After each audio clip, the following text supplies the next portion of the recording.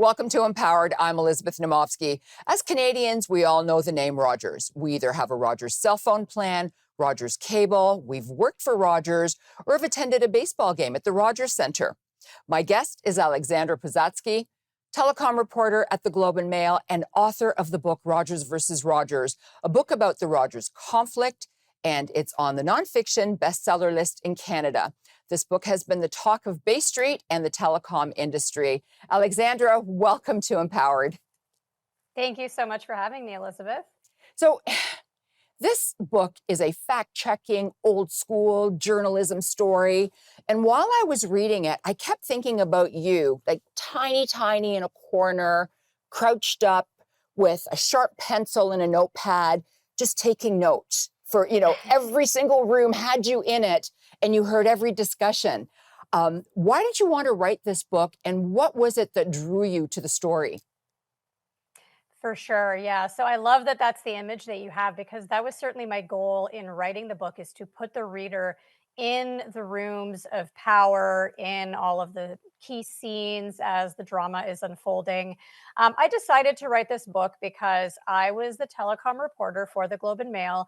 At the time when this conflict broke out. It's a beat I've been covering for 4 years now.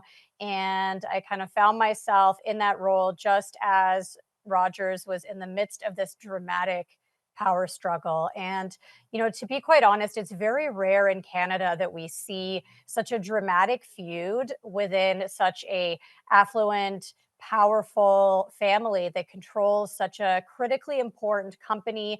As you've mentioned, Rogers touches millions of people's lives. They employ tens of thousands of employees. There's tons and tons of people who hold Rogers stock in their investment portfolios and their pensions. They own wireless, cable, they own media, they own sports teams, they own the Rogers Centre, where, of course, Taylor Swift is going to be performing later this year. And so they are such a ubiquitous company in the fabric of this country. And I think, we don't have a lot of Canadian business stories. We all know, of course, who Elon Musk is, but how many of us know a lot about Edward Rogers and his parents and his siblings? And so my goal was to kind of document this critical moment in Canadian telecom history and Canadian business history, really, and the story that, asks so many important questions, or rather raises so many important questions about power in this country, about the broader telecom industry, and of course about family-controlled companies. And I'm sure we'll get into some of those. Yeah. So you just mentioned the word power. Is that why Rogers is such an important Canadian company? Well, power comes up in a variety of ways in the story. Of course, what this fight illustrated is just the extraordinary level of power that is concentrated in the hands of the company's chairman and the chair of the Rogers Control Trust. And that man, of course, is Edward Rogers. And Rogers is a very powerful company in this country, right? They control a very critical industry, a large swath of a very critical industry, at least. As we all saw a couple summers ago when the whole Rogers network went down for at least a day, just how much we've come to rely on these services. And so, yeah, I think it's very fair to say that Rogers is a powerful company in this country, and recently became an even larger company as a result of being able to acquire for $20 billion their Western Canadian rival or counterpart, and that is Shaw Communications. So we have less than a minute to go to commercial break, and you talked about the fact that, there are a lot of people that hold Rogers stock. And in the book, you mentioned Rogers has a dual class structure. For those people that don't understand, I'm going to have to cut you off when you start talking about it. But just so that you know, what does that mean? What is a dual class structure and what role did it play in the Rogers dispute? So Rogers has two classes of shares. That means there's Class A shares and Class B shares. And the Class A shares, they come with voting controls. So that means that the holders of these shares can vote on major decisions, such as who should be on the board of Rogers Communications. And the Class B shares, they don't have voting control. Let's just stop right there. Just stop right there. Yep. The Class B shares do not have voting control. So please don't go away. When we come back, we're going to talk about the Class B shares and more Rogers versus Rogers.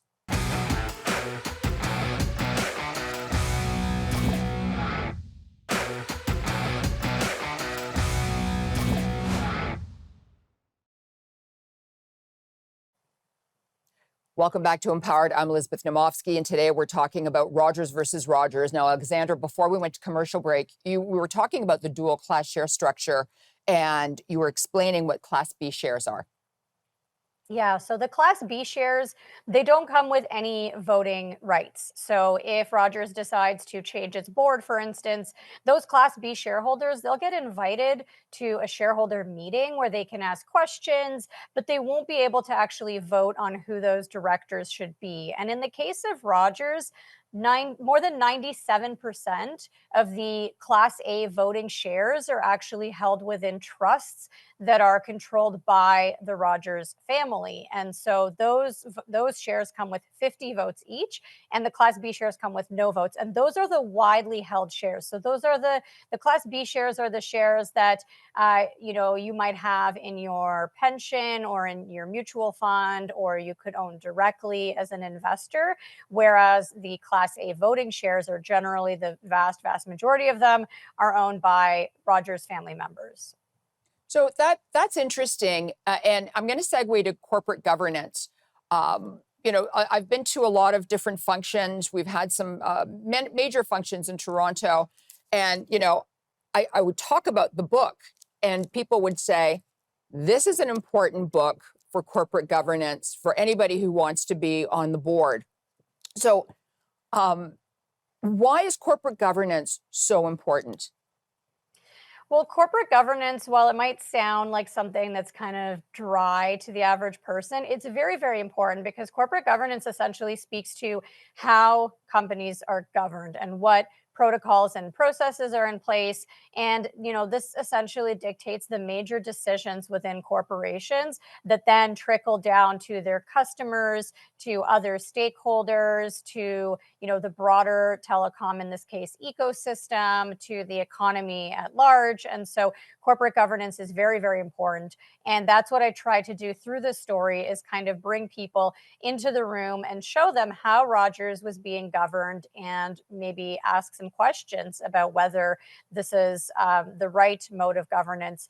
And it's particularly important when you have these situations with Class A and Class B shares, because the Class B shareholders, they don't get to vote on these major decisions. And so it's important for the directors to keep in mind the fact that you do have a large swath of the company that is owned by non-voting shareholders. And are you making decisions with those shareholders in mind? So before we get into the details, I enjoyed the book, but I'd like you to talk about some of the key characters in this story. For sure. So the first character that we really encounter is Ted Rogers. He is, of course, the founder of Rogers Communications, and he's spent his whole life essentially trying to bring the Rogers family name back into prominence after his own father, the inventor of the first batteryless radio, died at a very young age, and his mother essentially sells the family business and is left with very little. And so she instills in her son this dogged determination to build this empire, this Rogers empire. And he does so with the help of his wife, Loretta Ann Rogers, who is, of course, the daughter of a British MP and the heiress of the Woolworth department store fortune. And so they come together, and Loretta is a really significant player because she essentially backs his early entry into business. And Ted and Loretta have 4 children. The eldest of them is Lisa Rogers, followed by their first and only son, Edward Rogers. And then we have Melinda Rogers, and the youngest, of course, is Martha Rogers. And, as the company is growing and Ted is getting older, there's all these kinds of questions lingering about succession. Who is going to lead the company when Ted decides to step away or when he passes away? And this is a very significant question for a company like Rogers, where you have this kind of larger than life founder who's got his hands in every aspect of the company. And there's this, running joke that there's no decision at Rogers too small for Ted to make. And so one of the key themes in this book, of course, is when you have a company like that, succession is so important. And what I try to talk about is how the company tries to find its footing in the wake of Ted's passing. And so we see a series of CEO changes in the company, and then, of course, culminating in the conflict that we see in the fall of 2021 over who should lead Rogers going forward. So don't go away. We'll be right back with more Rogers versus Rogers.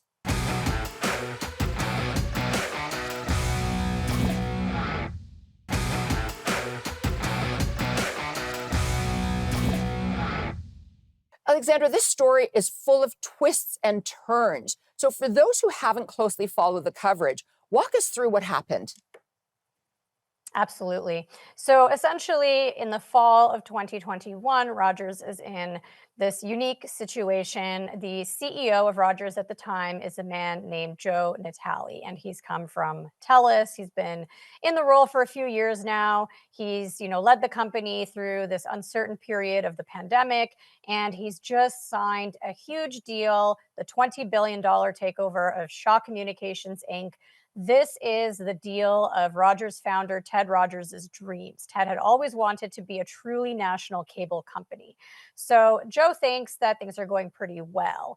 And then essentially what happens is the matter of some dispute, but according to Joe's side and the side from people in his camp, is that Joe makes a phone call to his chief financial officer, or CFO, Tony Staffieri, and Tony inadvertently answers the call while he is sitting with a friend and discussing how he plans to remake the leadership ranks of Rogers Communications when he imminently becomes the CEO of Rogers. And so Joe allegedly overhears this, and he's shocked and stunned because, of course, he thought things were going pretty well.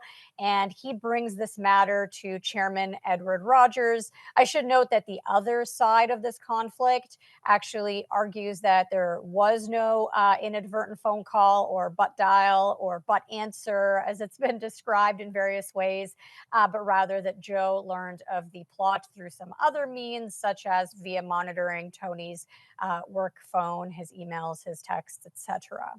And so Joe brings this matter to Edward, and essentially the board ends up divided over who should be the leader of Rogers Communications.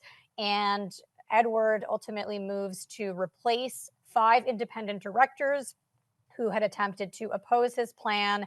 The whole thing lands in court, which is how we end up with Rogers v. Rogers, which is, of course, Edward Rogers versus Rogers Communications. And it becomes a fascinating legal and family drama from that point onward.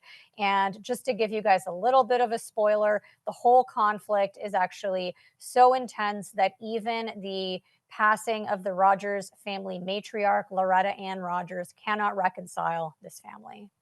Yeah, you know what? You're right. The word that you used is fascinating, and it is a fascinating story. And if you were to sit down and write this from scratch off the top of your head, I don't think you would be able to write a thriller like this if you were just sitting there with your coffee and writing. But, the one question I have, and I don't even know whether you have the answer to this, this whole dispute about who called whom. We can see that in statements, can't we? There are a number of statements that have been made to court by both Joe Natale and by other members of the board that do say that the phone call did occur. Now, of course, Rogers is a telecom company, so they would have a paper trail of this. They can see whether or not the phone call took place and how long it occurred for. Joe has said it was a 21-minute call. I, as a reporter, don't have access to Rogers' backend systems, so I can't tell you whether the call logs validate that story or not. So while all of this was taking place while Rogers was in the midst of trying to consummate its historic $20 billion takeover of Shaw, what was the significance of that deal? Hugely significant deal. As I've mentioned, this was the deal of Ted's dreams. It would combine the East and West cable empires. So, if you look at the history of Rogers and Shaw, which is kind of fascinating how similar the two histories are, you have a patriarch who's kind of building this empire from scratch. And at some point, Ted Rogers and J.R. Shaw, the founder of Shaw, they actually sit down on two occasions and they kind of come to an agreement that results in the country being carved up into East and West, with Rogers, of course, dominating in the East and Shaw dominating in the West. And so you have these East and West cable families, and this deal is essentially bringing them together under one roof. So it's a very, very historic moment for Rogers and Shaw, for the country, really, for the telecom industry. And the sticking point for the Competition Bureau becomes Shaw's wireless carrier, Freedom Mobile, which is, of course, Canada's fourth largest wireless carrier, is seen as this kind of scrappy player. And so there are these concerns that allowing Rogers to acquire Freedom would effectively eliminate a wireless carrier in a country that's already seen as being too concentrated in the hands of three telecoms. Hold that thought. Don't go away. We'll be right back.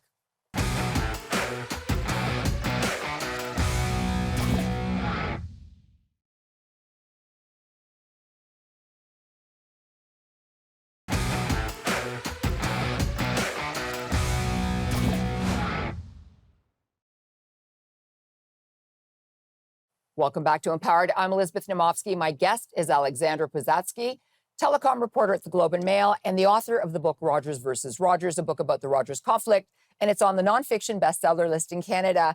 Now, we all remember the nationwide outage that took down Rogers services in July 2022.